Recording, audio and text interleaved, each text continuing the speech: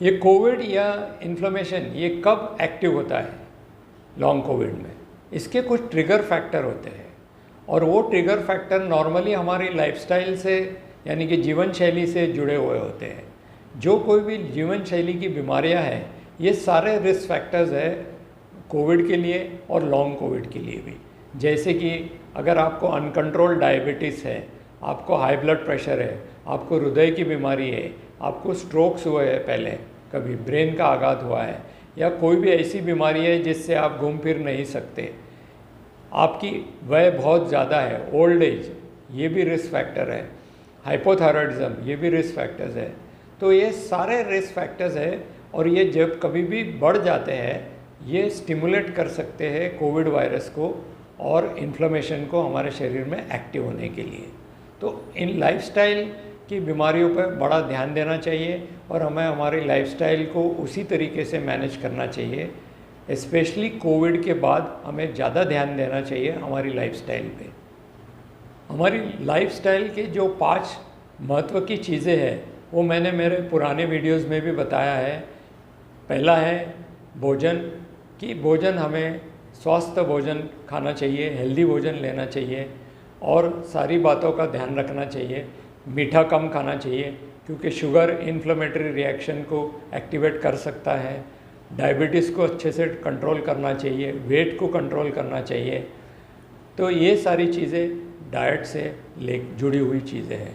इसके अलावा animal proteins कई बार हमारे शरीर में इन्फ्लेमेटरी प्रोसेस को एक्टिवेट कर सकता है, तो एनिमल प्रोटीन्स जितना भी कम हो सके उतना कम खाने की कोशिश करनी चाहिए। इसके अलावा दूसरा है एक्सरसाइज।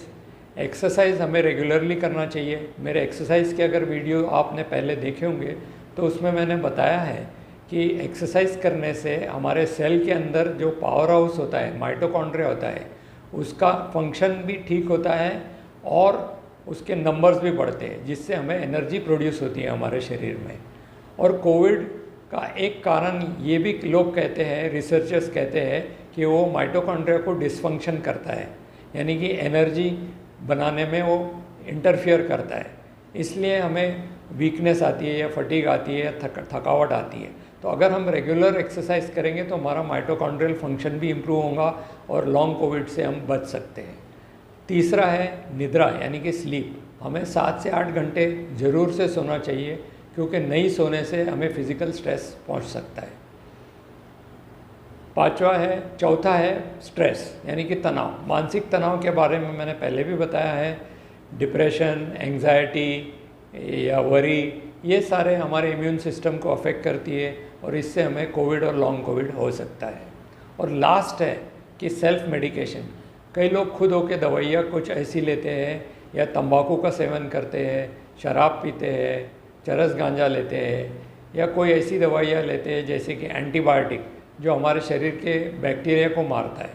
अगर पेट के और इंटेस्टाइन के बैक्टीरिया जो अच्छे बैक्टीरिया होते हैं वो भी एंटीबायोटिक्स के से मर जाते हैं, तो वो बैक्टीरियाज को बचाना भी ज़रूरी है क्योंकि उनमें से कुछ अच्छी चीज़ें निकलती है, विटामिन्स निकलते हैं जो एंटी इन्फ्लेमेटरी का काम करते हैं हमारे शरीर में।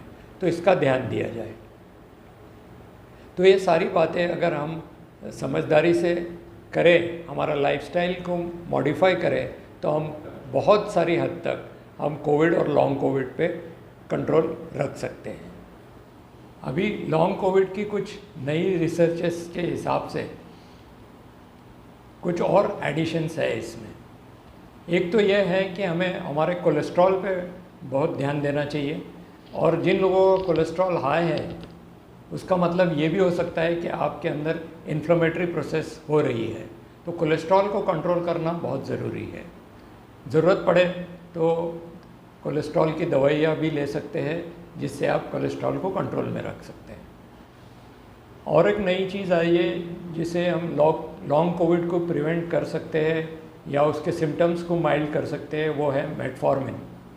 मेटफॉर्मिन नॉर्मली हम डायबिटिक लोगों को देते हैं इंसुलिन सेंसिटिविटी बढ़ाने के लिए। यानी जब कभी भी शुगर बढ़ता है, शुगर इन्फ्लेमेशन हमारे शरीर में क्रिएट कर सकता है। तो इसी थ्योरी पे आधारित अगर आपको कोविड हुआ और कोविड से आप जब रिकवर हो जाते हैं उसके बाद 14 दिन के लिए मेटफॉर्मिन दी जाती है।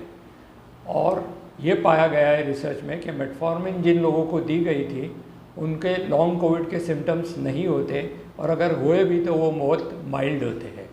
इसी के साथ ये सारी लॉन्ग कोविड की मैंने इस वीडियो में जानकारी देने की कोशिश की है, और ये मैंने जितना सरल हो सके उतनी सरलता से आपको बताया है कि कोविड से हमें बचना कैसे है।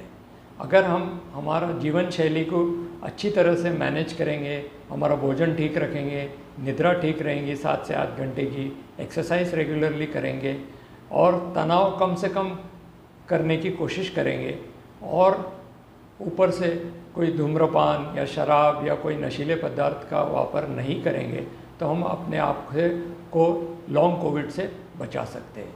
इसी के साथ धन्यवाद। जय हिंद।